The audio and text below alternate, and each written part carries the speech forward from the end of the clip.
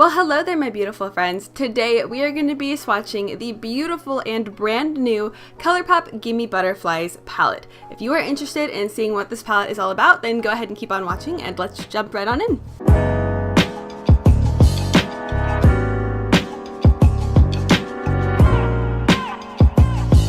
So as soon as I first laid eyes on this palette on Instagram, I was immediately in love. I knew I needed it, I knew I wanted it, and I went ahead and bought it literally like within a few minutes of seeing it online. It is totally my jam. The aesthetic of this palette, the butterflies, the pink, the sparkles, this is my childhood and just things that I like just in general. And the actual color scheme of this palette is me in a palette. This is my jam, this is my kind of color scheme. So I knew that it was a match made in heaven for my personal taste. So I went ahead and picked this bad boy up. Now this is an Ulta exclusive palette. I believe that this is their holiday 2019 collection. I'm not really sure why this is a holiday collection. It's butterfly related, very pink, very springy, but I'm not complaining because I love it nonetheless. It's just kind of weird that it's for the holidays, but hey, I shouldn't be complaining, right? Now I picked this bad boy up for $18. You get 12 different shades in here and you get 0.03 grams of product in each shade.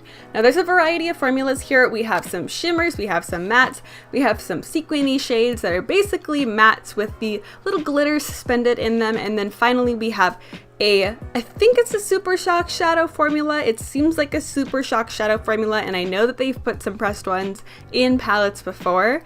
So we have a nice variety of different textures and tones here, which I personally love. Today I am just going to be swatching these on my arm for you guys and doing a live brush swatch as well, so you can see the color pigmentation, you can see the payoff. So for those of you out there who have been interested in this palette but are kind of on the fence, you can have a reference point to see what the colors actually look like.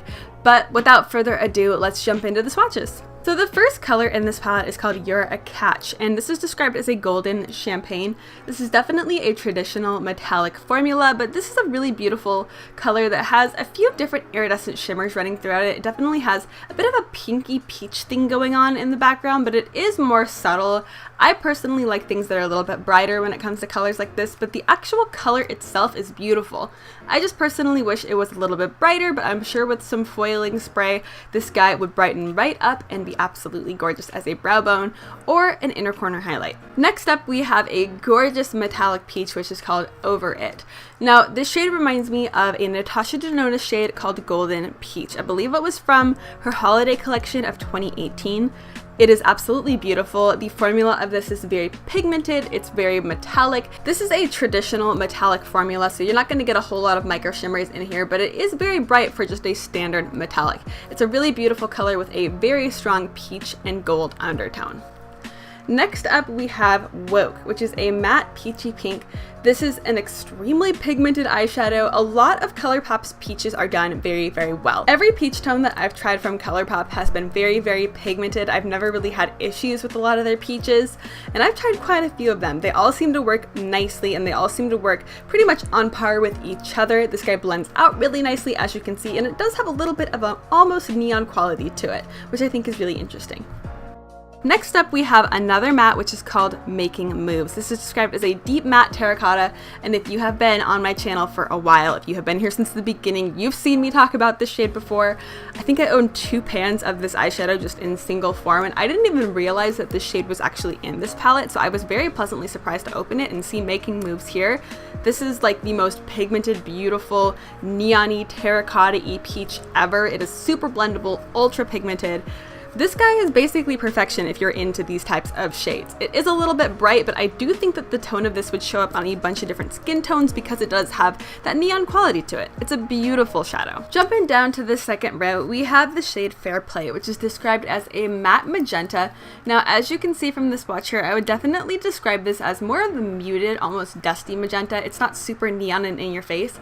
And honestly, I kind of like that with this palette. I feel like, you know, when we're talking about butterflies, we're talking about bright colors, but a lot of them are more kind of pastel, if you will, and soft. So I feel like this goes really nicely with the theme, and I like that it blends out to be a little bit lighter, or if you want to intensify it, you can definitely layer it up. I think it blends out nicely, and I think that it's a really beautiful color. It's a soft magenta, which we don't see a lot. We either see like straight up purple, or we see a very, very bright and neon, intense, like Dolly Pop sugar pill magenta. So this is kind of a nice, I don't know, different type of shade that I haven't seen that often.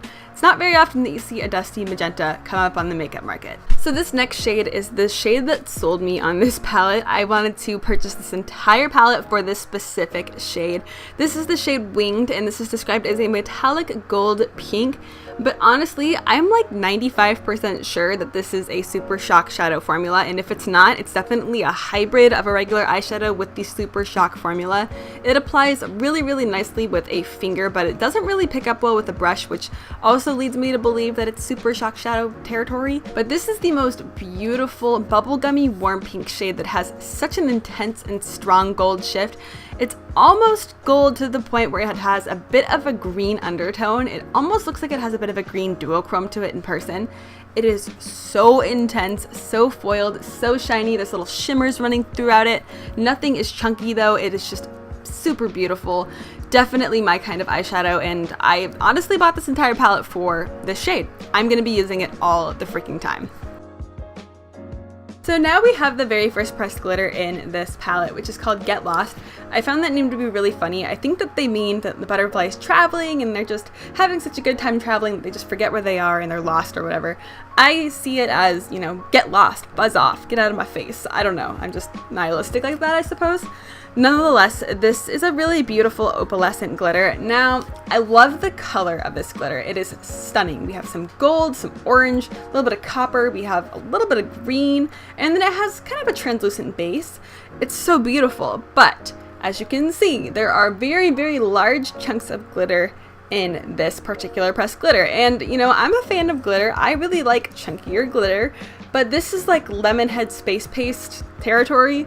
There's some very, very large, like hexagonal pieces of glitter in here that I personally just don't like the look of on the eyes.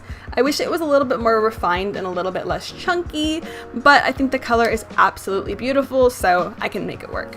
Now we have another matte shade. This is called Glider. This is described as a matte reddish pink, and this is a really unique, beautiful shade. It's super intense, super neon. This shade is extremely bright and intense, but I didn't really find that it had a whole lot of fallout, and it didn't seem to really get patchy at all. It seems to blend nicely and layer up nicely, and it does have a bit more of a pink undertone when you do blend it out.